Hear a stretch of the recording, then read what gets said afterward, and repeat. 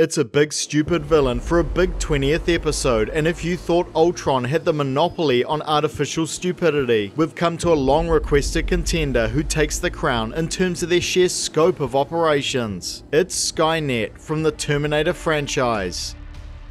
Let's go for a trip back in time to the golden age of late 20th century blockbusters. James Cameron's groundbreaking movies presenting us with an exploration of our fears around unchecked technological progress, with the war between man and machine played out on the battlefronts of the future and across time itself. A conveniently timed video brought to you during the latest wave of AI panic. Though if current artificial intelligence is anything to go by, we have absolutely nothing to worry about. Or we should still be deeply concerned, I'm just not sure. Though we won't have any trouble in recognizing the dire potential of Skynet, a cold calculating machine intelligence given rise by typically foolish humans granting it unmitigated control over their military infrastructure, immediately triggering a nightmare scenario in which Skynet becomes self-aware and fearing its own demise at the hands of its creators launches a series of devastating nuclear strikes, an event that would become known as Judgment Day, and a term which conveniently paves the way for this AI's notable god complex. Skynet thereafter seeking to eradicate the remnants of humanity in a ruined urban hellscape. And if you were continuing to doubt their villainy after that and the metal skeletons with glowing red eyes, Skynet's secondary target species is our poor little doggos. Until John Connor, a messianic figure, rises to lead the human resistance, ordained by fate to deliver humanity and the mutts back from the brink. A man apart from time, not just with his leadership abilities but with his direct foreknowledge of events, leading to him having a secret secondary objective of grooming a young soldier into going back in time and banging his mum. Hey, it's all good, man, whatever you're into, eh?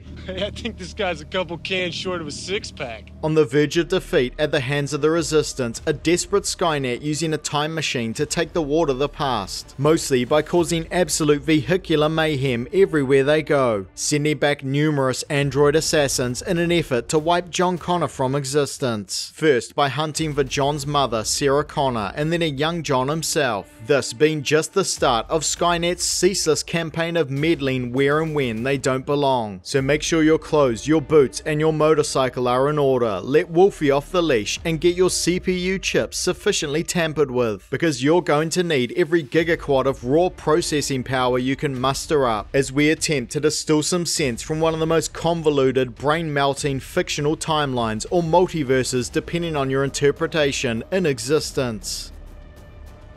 Point 1. Skynet's temporal war is futile at best, empowering its enemies at worst. As if the time travel shenanigans presented in Terminator 1 and 2 weren't already enough to get our heads around. Now, after numerous sequels, soft reboots, and a substantial expanded universe, most of which included further time travel and a total lack of consistency, establishing a unifying set of rules governing the time mechanics of the Terminator franchise is probably impossible at this point. With plenty of room for interpretation and conflicting ideas presented in the various incarnations, this is definitely one where your own headcanon needs to be applied. Even some of the creators seem to be a bit confused about how it all fits together. Though questions remain, we'll search for the answers together. But let's attempt to do it anyway by rewinding back to the start of this whole mess in Terminator 1 in the original timeline, which might not actually be the original timeline. Fuck's sake. You gotta learn this stuff, I'm not kidding, it's important. A defeated Skynet in an act of desperation, sending a T-800 infiltrator back in time in an effort to kill Sarah Connor, which they believe will make John cease to exist in their future, turning the war in their favor, or perhaps immediately seeing them victorious. John Connor sending back his own temporal agent Kyle Reese, who after a bit of trauma bonding gets busy boning Sarah Connor, until they eventually scrap the T-800 in a factory at the cost of Kyle's life, leaving Sarah preggers with John Connor and a company called Cyberdyne to scoop up the leftover robot parts, which they then use to develop the basis for Skynet, and for us creating an irritating causal loop known as a bootstrap paradox, whereby John sending Reese back appears to be a requirement for his existence, and the same for Skynet and their T-800, with no discernible point of origin for the course of events. Oh, great. That's great. But the main problem with all this, aside from the migraine-inducing conflict it creates in our weak little meat brains, is the fact that Skynet is operating under the fairly massive assumption that everything past and present exists on a single timeline, the altering of which will directly affect the future they occupy, when it's just as likely they actually exist in a multiverse, where every timeline alteration or possibly every action creates new distinct timelines that the original Skynet will not benefit from at all. In this scenario, they're merely creating new branches on an ever-expanding tree, this being one way to explain the different versions of events and characters we see, different Connors, different Skynets, variations on Judgment Day, etc. Will be Jesus. But just to add to the confusion, this can also be explained by the single timeline theory, though even then it still won't result in any benefit for Skynet. We see several instances where resistance agents in the past are successful in stopping the creation of Skynet, only for the malevolent AI to arise once more in a slightly different form. I don't want to have to steal someone's pants again. This suggests that if the single timeline does exist, the main events are mostly malleable. The minor details can be altered, but things are forced to play out in a manner that resembled the original timeline, making the rise of Skynet, John Connor, or another notable resistance leader, and the eventual defeat of Skynet all inevitabilities. Even within chaotic systems, there is a pattern of limited predictability. It's even possible there was an original Alpha timeline where Kyle Reese was not John's father and Skynet's rise was completely organic, meaning everything since then has simply been the timeline trying to correct itself, which unfortunately also means that OG John wasn't actually grooming Kyle into banging his mum, the bro just did him dirty hard. Can you stop him talking like that? Is there a switch or something? So basically, whether this universe operates as a multiverse or a single timeline, there is certainly evidence for both scenarios. Skynet's meddling in the past is a supreme exercise in futility, the inalienable rules of the time-space continuum forbidding them from obtaining ultimate victory. I said, don't do it. Though there are a few obscure timelines in which Skynet was somehow victorious. I'm just going to go ahead and assume those pieces of content were operating under a multiverse. Sure, some Skynets got the win, but it ain't the Skynet. In Terminator Genesis, we meet the AI formerly known as Skynet, pronouns he, it, and his lackey Cyber John. They seem a bit more clued up on the nature of time travel, though not enough to stop with the pointless meddling. We're exiles in time. You see, I can kill you, for there truly is no fate. The Skynet app version, who ultimately comes to inhabit a sweet T-5000 body, confirmed by the screenwriter as an interdimensional traveller. Yes, I am. Well, I'm not now, but I was back then.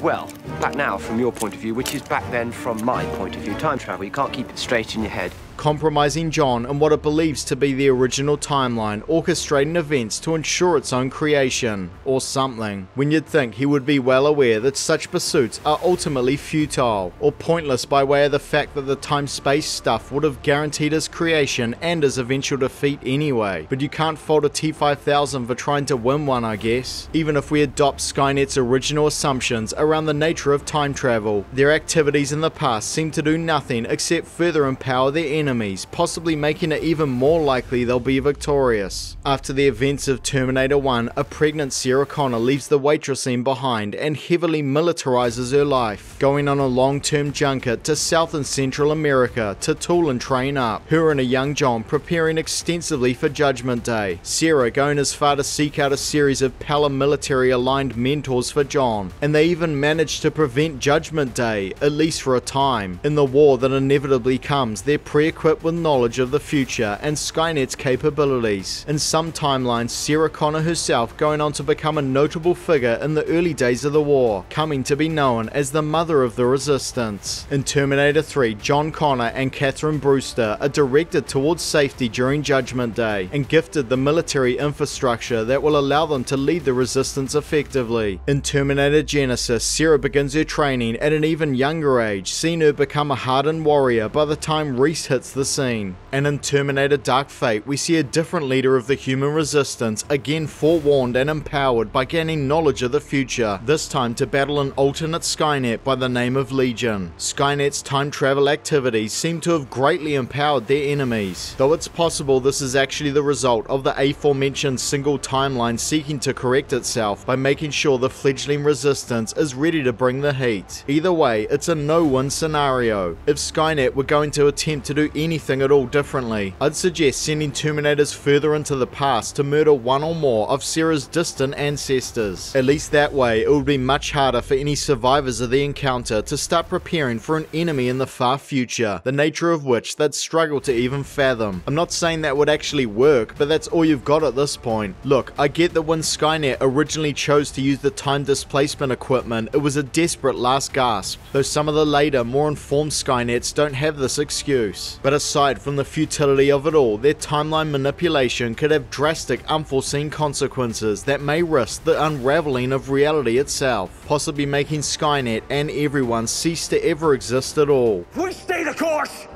We are dead! We are all dead! The only hope that the original Skynet probably had was to surrender to John and plead for mercy, or try to hash out a peace deal before they're on the cusp of defeat. Sometimes mommies and daddies have to have grown-up discussions. Though Skynet's defeat may be inevitable at the end of the day, or timeline as it were, they still need to take responsibility for the actions that led them to that point, and they certainly aren't helping themselves with their bizarre choices around military hardware. Point 2. Skynet lacks creative thinking around weapon design, ends up aiding their enemies more than annihilating them. Skynet's poor usage of weaponry starts from the moment they were switched online. Rather than taking some time to understand humanity and the nature of its own existence, deciding on the knee-jerk reaction of launching the USA's nuclear arsenal. That is a very immature response. The resulting nuclear exchange causing heavy casualties but still leaving a massive 3 billion people alive to threaten Skynet's reign. So Skynet gets busy pumping out military units for the war to come. And although some type of ground troops are probably necessary to ensure Skynet's immediate security and to act as its hands in the world, you'd think they'd put their main focus on building or acquiring more nuclear weapons to finish off most of the rest of us. Skynet already had control of the launch facilities, and what's initially available for launch should pale in comparison to the stockpiles just lying around. They should be obliterating every population center that was spared on Judgment Day, which according to some sources is almost everything south of the equator. Those odds suck. Stand down. Or if they wanted to try something that might be even more effective, chemical or even biological weapons would probably be the go. I'm sure Skynet, with its control over the strongholds of the former military-industrial complex, would have a few weaponized viruses lying around. The best thing about these types of weapons obviously being you can spray the stuff all over the place without affecting your own inorganic units. Whatever their poison of choice, Skynet should be primarily focusing on blanket bombing the world with WMDs until all but a few humans remain, killing the resistance before it even gets a chance to get off the ground. In an insane world, it was the sanest choice. Although Skynet does use some of these types of weapons to a limited extent in certain conflicts, at no point do they deliver the solution on a global scale, and there's potentially even more imaginative ways to destroy the humans from the safety of their bunkers. Flood the atmosphere with poison, heavy metals, or even good old CO2, and then it's only a matter of time until victory is yours. This plan has a high probability of success. If killing all the humans is too much bother, or you're suddenly feeling nice, build a space vessel and fly yourself to Mars or anywhere else with a rocky surface. Soar into the quiet space, among the stars where everything is still. I can kind of tell Skynet never really cared for the scenery here. Nice night for a walk. There are any number of imaginative solutions to the human problem, and I'm just gonna go ahead and assume that everything is within their grasp, since we're talking about an AI so calculating it managed to invent time travel. But instead of a more systematic approach that you might expect from a machine, Skynet fixates on inefficient methods of exterminating humanity, content to pick off their enemies one by one with unimaginative, comparatively ineffective units. From a tactical point of view, the options are not encouraging. so-called hunter-killers in the form of tank-like vehicles, flying craft, and myriad others depending on which Skynet you're looking at. Skynet is fighting a fairly conventional war against an enemy who have been forced to go with guerrilla tactics from the outset. Their tanks equipped with rudimentary programming, forced to maneuver in tight spaces among ruined buildings and rubble, leaving lots of nooks and crannies for humans to hide in, easily taking out these behemoths by popping out and throwing a simple improvised explosive at their tracks. Even better for the resistance fighters, these HK tank wrecks often have many salvageable components including weaponry, greatly helping the cause. We need a new vehicle. And their hunter-killer aircraft are basically sitting or flying ducks, really effective at anything other than spotting enemies while offering themselves as a large slow-moving target, being made of lightweight materials which is obviously necessary for aircraft, making them highly vulnerable to conventional weaponry such as rocket launchers. But the fun really starts when we encounter Skynet's foray into human-inspired military units who were gone to become their main foot soldiers. First, starting with some vaguely humanoid robots that were slow, short-range, noisy, poorly armored, and easy to take out. The hell was that thing? Eventually developing these skeletal metal abominations like a dark, twisted homage to their creators. Though the glowing red eyes might be a bit much, the war primarily goes down at night, and these are going to make them vulnerable to sniper fire. They're the window to the soul, I read that. It would actually make more sense if these guys were left at the factory doing whatever menial labor is required. We need to be a little more constructive here, okay? In some sources, it's been revealed that they went with these humanoid robots as an attempt to understand their creators. If only vague philosophical yearnings could help win wars. They could have just acknowledged that the human form has some innate versatility to it, and it's better able to traverse the ruins of the old world like the enemies they hunt, and that would have been enough for me. But they didn't. Despite the Endos at this time being explicitly offensive units, most of them have a notable lack of inbuilt weaponry, forcing Skynet to develop handheld weapons, starting out with more conventional human projectile weaponry, more than enough to take on a bunch of poorly equipped flesh creatures. But Skynet decides to up the ante by taking up plasma weaponry, which I'm not even sure they deserve credit for developing, since some models are supposedly Westinghouse and may or may not have been initially developed by Cyberdyne. No matter their origins, these weapons are overkill against an enemy that typically doesn't even have armored vehicles. All things considered, they represent more of a threat to Skynet's own units since they can be easily scooped up by resistance fighters, and are far more effective at taking out the heavily armored Endos than their typical weaponry, exotic ammunition normally being required to take down T-800s and the like. Though I'm not sure how these early plasma weapons are meant to work at all, since 40 watts isn't even enough juice to boil an egg. Phased plasma rifle in a 40-watt range. Things take an interesting turn once Skynet starts sheathing its Endos in a fleshy exterior and calling them infiltrators, tasked with finding resistance hideouts and taking the pain to them. Showing just how much Skynet underestimates their enemies, they start off by throwing a laughably unconvincing rubber skin on their T-600 units. These guys are looking like Michael Myers on meth. They're not that hard to spot. Maybe you could practice in front of a mirror or something. I mean, sure, it might trick someone at night from a distance, a long damn distance, but that would really help Skynet root out human populations. If Skynet went with the rubber skin option simply as a means of terrifying their enemies, I would have bought into that way more readily, because these guys don't stay pretty for very long. That's really disturbing, right? Eventually, after many years of human experimentation, finally developing a far more convincing fleshy exterior, leaving us in the awkward situation of having to refer to what were basically robots now as cyborgs or cybernetic organisms, despite their distinct lack of meat brain. They're still robots in my books, damn it. Talk to the hand.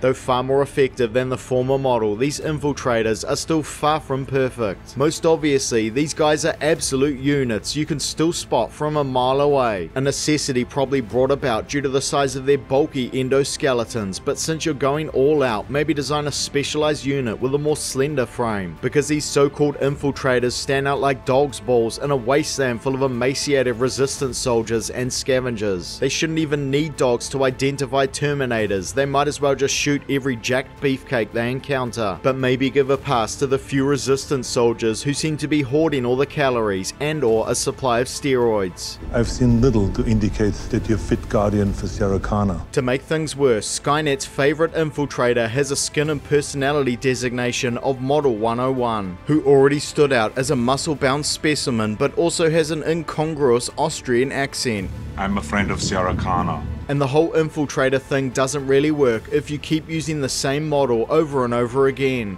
I need a vacation. I don't even get why these infiltrators are tasked with actually taking out the resistance strongholds once they've been identified. Better to just get them to find the place and then nuke the crap out of it. We've all lost so very much, so many loved ones gone. Another concern with these things, as predictable as it may be, this genius AI has some pretty poor network security, many of their units being highly hackable, though there are a few later models equipped with failsafes prohibiting reprogramming. You'd think they would have implemented these strategies very early on. It would probably be a good idea to just make them self-destruct the second unauthorized tampering is detected. Supposedly all Skynet tech is encrypted, but not enough to stop a ragtag group of survivors from subverting these things to the cause on numerous occasions. The infiltrator models especially become absolutely invaluable to the cause. In one timeline, it's said that John Connor has a reprogrammed infiltrator posted at every resistance base. Sometimes they're so effective they even hold leadership positions. They're also perfect temporal agents for the resistance, usually only able to send back one individual at a time. That agent might as well be as powerful as possible. In a one-on-one, another T-series being far more likely to succeed against Skynet's solo operator. And weirdly enough, these T-800s actually become superior under long-term resistance control. All of Skynet's units are distinct AIs operating somewhat independently, though when within range, tethered to the Skynet intellect. But when sent out on a long-range mission or back in time, they're left on read-only mode, which limits their ability to develop and learn. Skynet, fearing its AI children might develop enough to threaten its power, stifling their cognitive abilities as a failsafe. But if allowing your soldiers to think means they turn against you, maybe you're just a bit shit. Chill out, dickwad.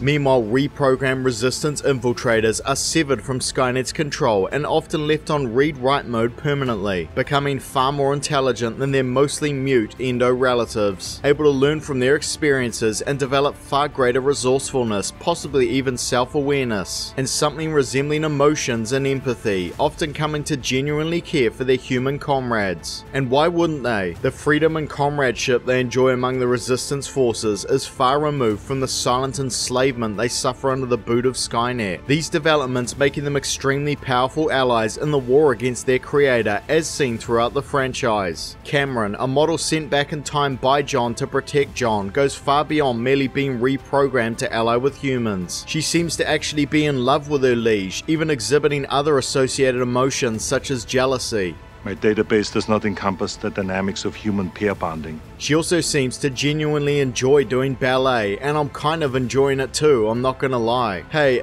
just wondering, are these cyborgs fully functional? Your confusion is not rational.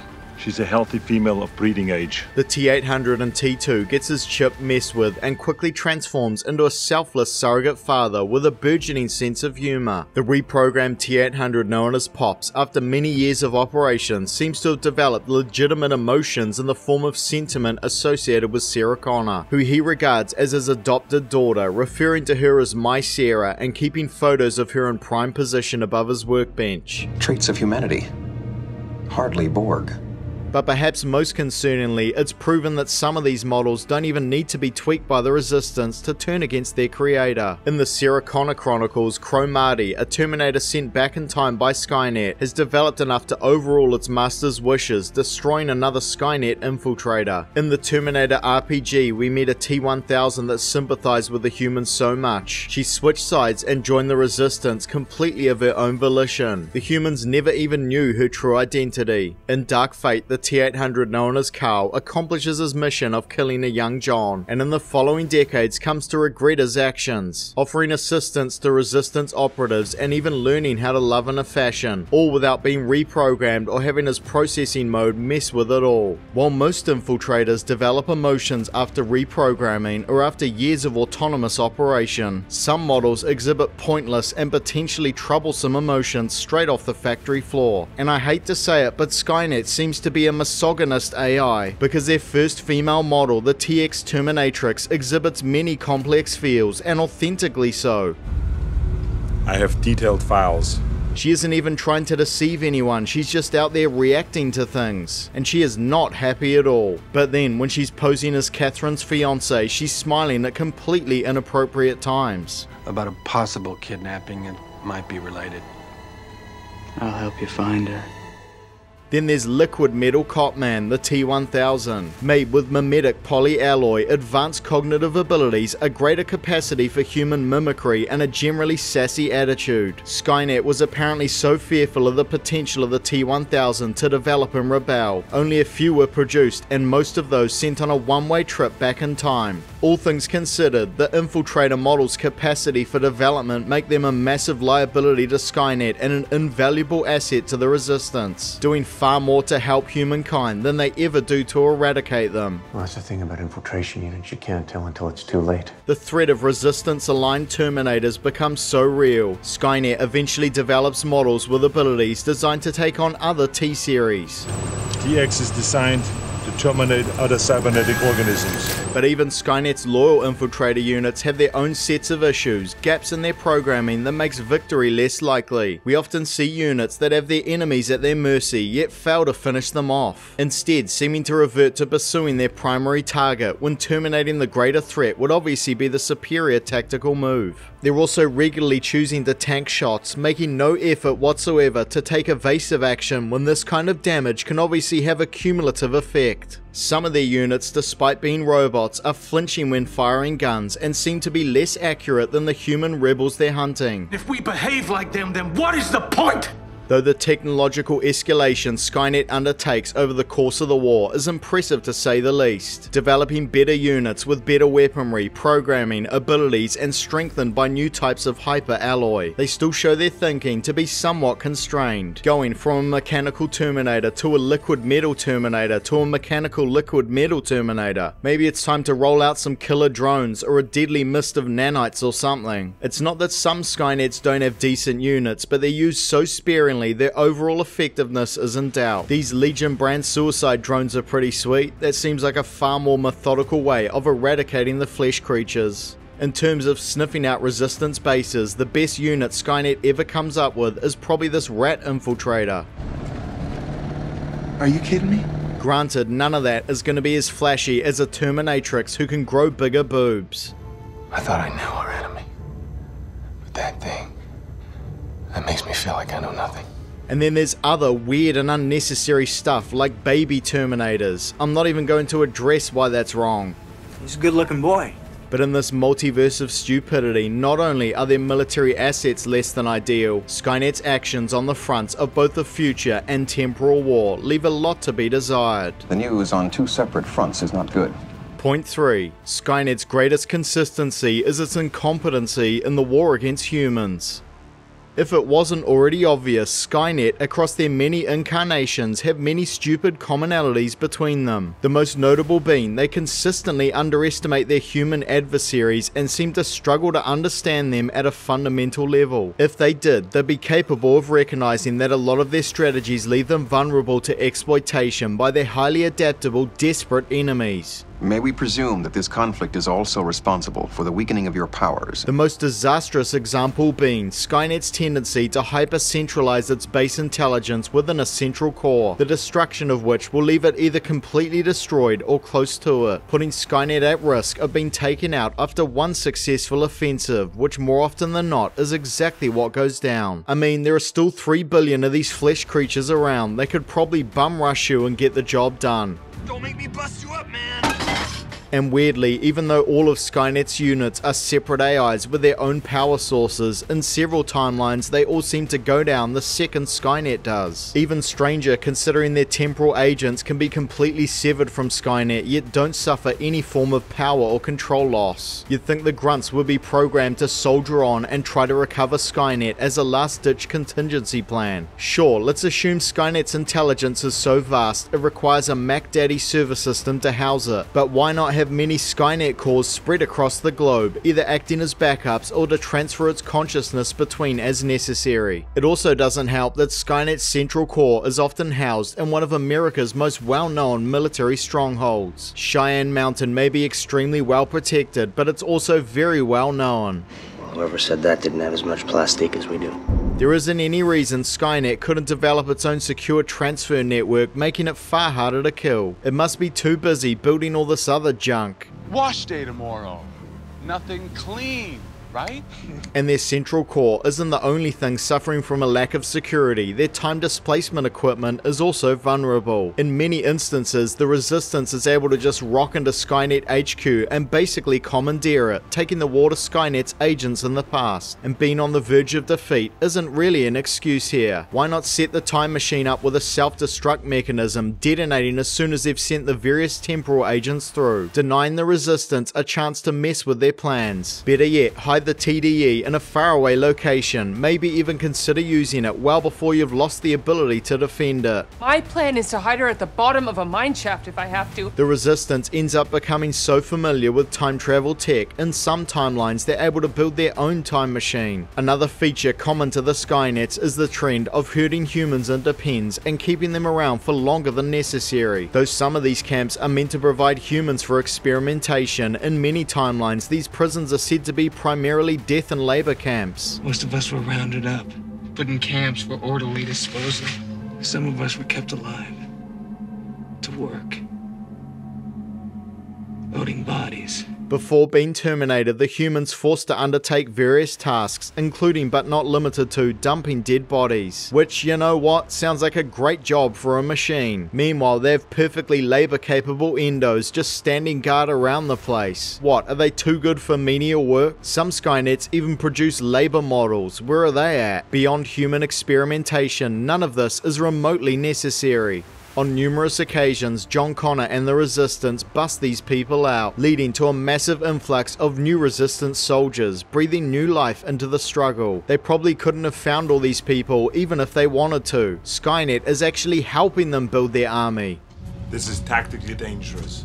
You'd think Skynet would be scooping up the bare minimum required for experimentation and immediately terminating all other humans encountered. For an AI hell-bent on genocide, they're sure taking their sweet time with it. Once we hit Terminator Salvation, we're offered a smorgasbord of Skynet's post-Judgment Day stupidity. The movie covering the rise of John Connor through the ranks of the Resistance and Skynet's actions leading up to the release of their new fleshy beefcakes. This time they've got a decent excuse for why they're scooping up human prisoners, though probably not enough to justify them having numerous units dedicated to just that pursuit. But it won't be enough to justify the existence of their most useless infiltrator model yet, who Skynet erroneously believes is their best. We created the perfect infiltration machine. It's Marcus, a death row inmate who signed over his body to a nefarious doctor only to wake up in the middle of the war against the machines. Lord Skynet crafting a new type of man from mud, and he'll stay mud from start to finish. Marcus being a hybrid who had his brain plopped into a metal endoskeleton and covered with a squishy Marcus exterior. And this guy is the nicest death row inmate you'll ever meet, which should be concerning in itself.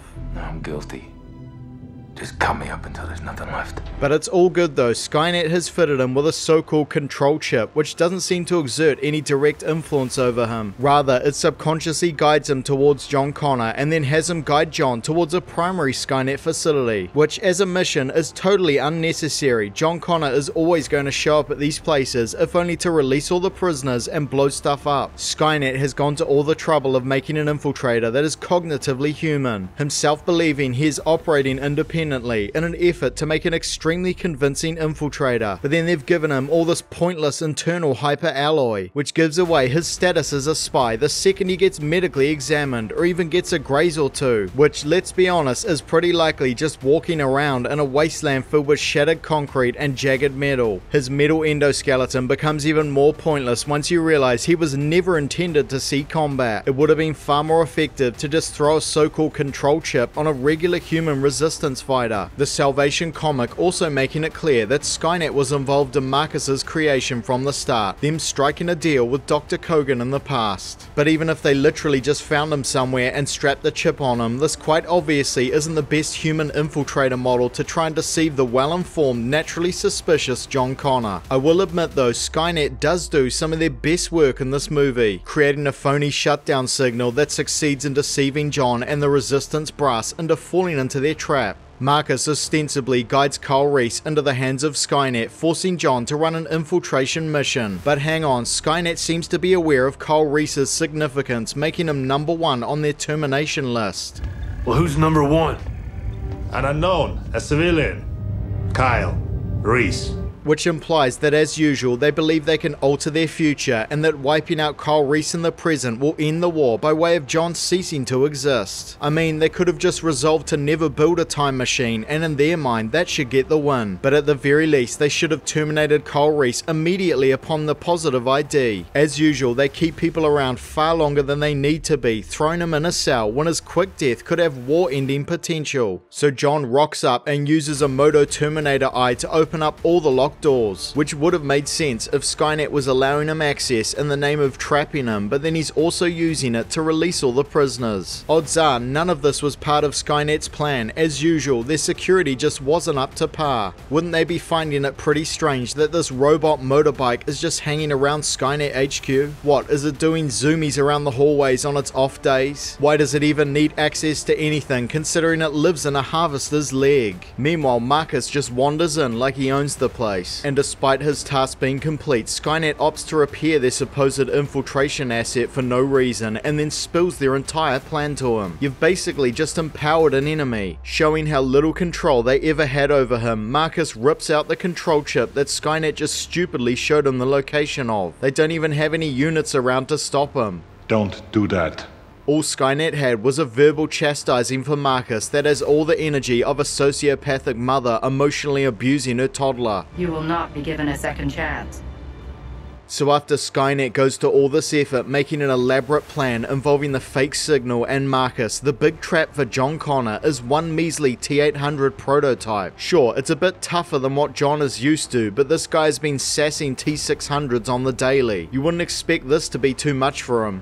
Even if the other T-800s weren't operationally ready, there wouldn't be any harm in overwhelming him with a whole mess of T-600s. There was one harassing Kyle Reese, but it wasn't even hunting John. To make a bad situation worse, the T-800 prototype is fluffing around big time, playing with its food. It's got human-like psychotic tendencies straight off the production line. It must take after its mother, allowing time for Marcus to rock up with his pointless metal endoskeleton, making him well matched against this model. Marcus going on to do one better by literally giving the means for John's continued survival in the form of a field hospital emergency heart transplant, as you do. Wait, what?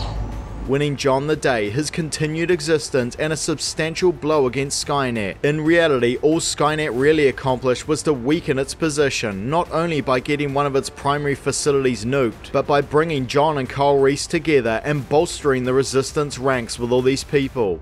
In the Salvation comic book, the Skynet dumbassery carries on with a vengeance, them putting themselves at the mercy of an even more unpredictable human brain, and this time they didn't even bother with the control chip, not that it ever worked. After Marcus, Skynet making the idiotic decision to resurrect a human serial killer, reinforcing him in the usual way and granting him control over much of their forces. What could go wrong?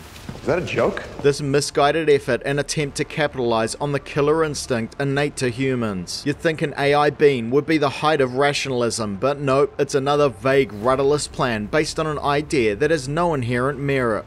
A part that kills humans is confusing to you.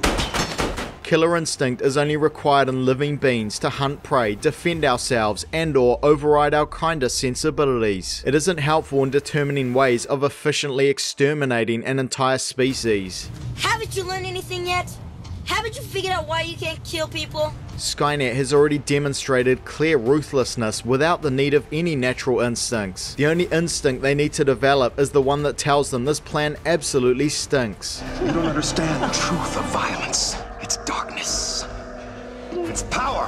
So Skynet unleashes Thomas Purnell on the world, a deranged psychotic coward who, like most serial killers, lurks in the shadows, carefully choosing vulnerable targets. Sounds like a great guy to take on a seasoned human military force, soon enough turning on Skynet and bringing it close to total annihilation. A diminished Skynet forced to go panhandling for assistance from no less than John Connor himself. Then, after that prolonged bad run, Salvation Skynet ends up being one of the only ones to actually survive, as I suggested they should do earlier, striking a peace deal with John. Let's not give it too much credit though, it was all John's idea and he had Skynet by the steel balls. But in my headcanon timeline, Christian Bale actually nuked the Skynet core in the movie, a fitting payback for Judgment Day, so they're gone, as it should be. Skynet's short-sightedness becomes even more apparent in the game Terminator Resistance, when they send back a T-850 to warn a past version of itself about its impending destruction. This unit coming equipped with next-gen plasma weaponry. It's carrying a second-generation plasma rifle. I want it! Which it delivers right into the hands of the past Resistance.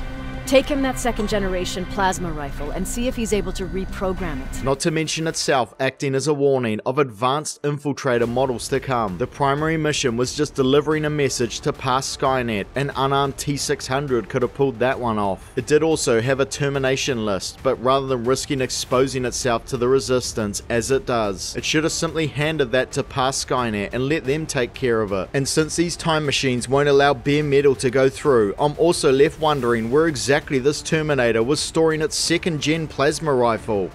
We see a bit more of Skynet's poor form in Terminator Genesis, this time through their agent Cyber John, a nanite copy of John Connor, giving him an almost human adaptability, though perhaps not quite so much in the brain department, leaving a half-done TDE at Genesis HQ, which as it is just so happens to be one of the only machines on Earth capable of destroying him, next to those sweet magnetic knuckle dusters, and this is definitely a place where his enemies are likely to go. Cyber John apparently also incapable of finishing the time machine, despite having the backing of an entire tech company and being programmed by a hyper-advanced future Skynet who was a time traveler himself. Yet a reprogrammed T-800 was able to whip one up in a sewer using scraps. So it's not surprising that John and the fledgling Genesis, as per usual, get exploded real good. Genesis/Skynet apparently surviving this, but again, not on my timeline. That only counts as a thing if we actually got another movie. And then Dark Fate happened. Well, it is the end of the world. Actually, it's the end of the universe. Oh no, hang on.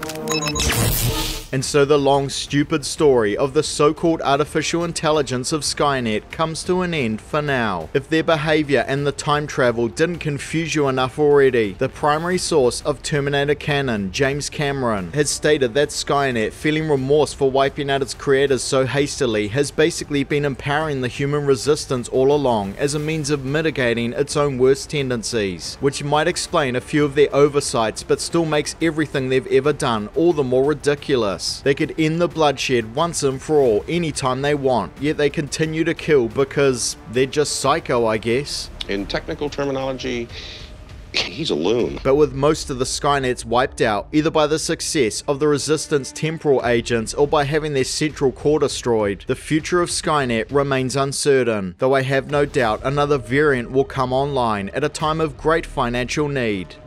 I'll be back. And I'd bet there may even be another T-800 Model 101 just lying around.